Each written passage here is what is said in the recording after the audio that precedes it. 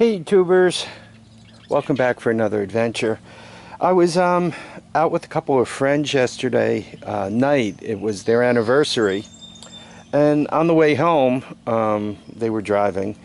I passed a pile of scrap on the end of somebody's driveway. So I got up this morning and unloaded the truck. I still had the diesel on there from the Connecticut adventure, plus a bunch of pallet material and plywood. So I managed to get that unloaded today, which by the way was far from pretty, especially that diesel. That thing probably tilts the scale at 150 pounds or more. But anyway, I did manage to get it all off the truck.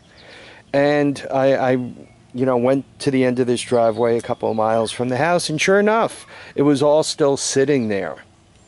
And I'm going to talk about this stuff because I basically have three different topics to talk about. First of all, I picked it up for scrap, right? You pick it up, and last time I had just this thing, the bottom one, and the compressor and the fan motor, and that was about it. And it came in at around 40 bucks worth of scrap.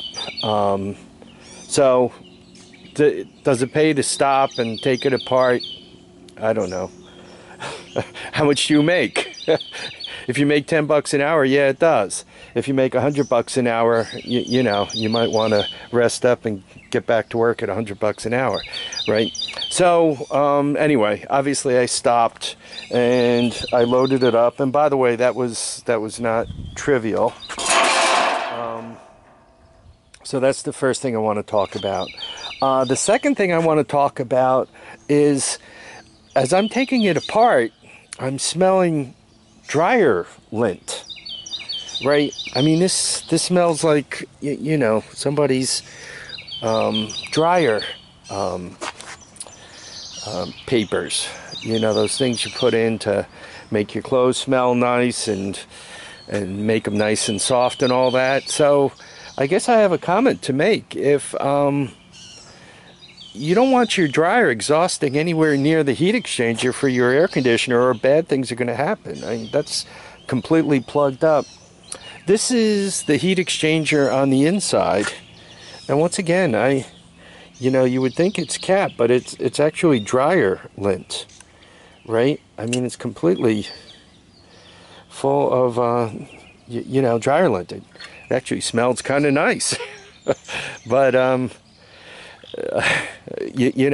make sure you have it go another way. Yeah, last time I turned in that, so to speak, I didn't have the top piece of the heat exchanger, and obviously I have some more copper to take off of it.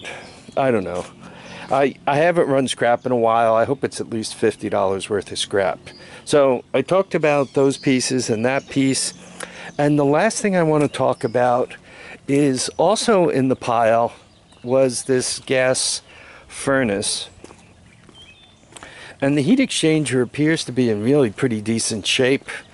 If I had to guess, the people probably, used some kind of tax break or something and got themselves upgraded. I mean, that's the bottom, and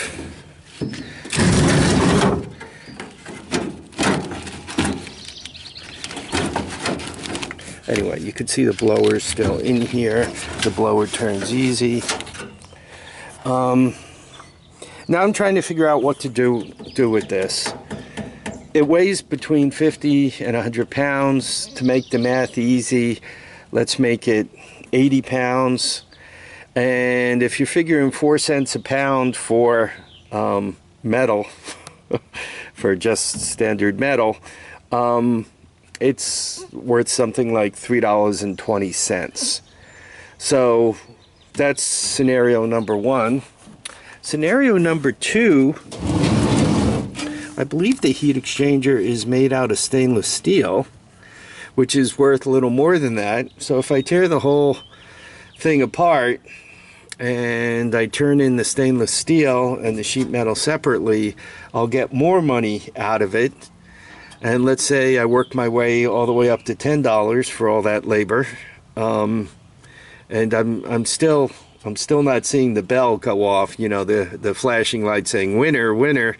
And lastly, I do have the top pieces and the front piece and all that. I was wondering if it wouldn't pay to use it, continue to use it as some kind of heat exchanger, perhaps for the I'm gonna have to mess with that with two hands. For the upper garage, I believe it's natural gas. Some of these could be converted to propane, and I could turn it into a manual furnace. Only run it when I'm up there. So, but that's really not all that much different than standing underneath my patio heater, right? Run on propane, use the infrared from that. We already checked it. The carbon monoxide isn't a problem. I don't know. I'm trying to figure out what to do with the furnace part. I mean, it's worth somewhere between $3 and $10 to turn it in for scrap. I mean, I'm hoping the whole mess, including the coil I took out of the hot water heater right there and all, I'm hoping the whole pile of stuff goes, I don't know, for 60 or 70 bucks. And then I'm also hoping that now I have 60 or 70 bucks to spend on some quad that somebody turned in, some, I don't know, a pit bike, a mini bike, maybe another Honda 125, you know, something like that somebody dropped off. So anyway, that's what I'm debating. I don't think stainless steel goes for all that much more. I mean, I guess the difference between 4 cents a pound and 15 cents a pound, and let's say there's 40 pounds of stainless in here, so that makes this whole thing worth closer to 20 bucks if I take it apart. So if it takes me an hour to tear it apart, right, I guess I made 20 bucks an hour. I guess I shouldn't complain about that. Making 20 bucks an hour is not too bad.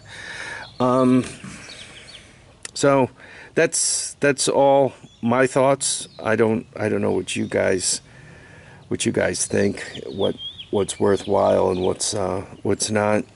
It does have a cool blower. This is 110 volts, and it's got the vacuum switch, so to speak. The if the blower doesn't come on and it doesn't see a pressure differential, this switch doesn't turn on. And if that switch doesn't turn on, normally it doesn't let you turn the gas on. It wants to make sure you have a flow through the whole thing before it turns the gas on. It just doesn't want the gas to come on and it to build up such that when it does ignite, you know, you got the whole thing is kind of boomy. They'd much rather have it so it comes on, draws a little gas out, and then ignites all in a nice sequence. So the thing isn't poppy or boomy or the real boom. So guys, yeah, let me know what you think. So once again, 3 things. First of all, don't put your dryer anywhere near your heat exchanger. And I think the person's dryer, because that smells more like dryer lint than this does. They both smell like dryer lint, but that one, the inside one, really smells like dryer lint. So you really want to be careful where your dryer's exhausting if you're using a heat exchanger to collect heat or to get rid of heat, because you can end up clogging it. That's first of all. Second of all, you guys could guess the scrap value. I'm thinking, I don't know, somewhere around, not including this thing, somewhere around 50 bucks, 60 bucks. Yeah, somewhere between 50 and 60. At least I hope it's that much. If not, you know, I already have an hour into messing with it. Plus, by the time I drag it there and unload it and all that, it'll be another couple of hours. So I'll, you know, 40 bucks, 4 hours, right? I guess I don't have anybody paying me to do anything else, so I shouldn't complain, but one doesn't get rich that way. Let me tell you it that way. So there we are. Though, you know, at a free 40 bucks, I'll take 40 bucks. So, any comments? Let me know. Folks, I want you all to keep your feet down, keep your heads up, and get out and enjoy each and every day. Bye now.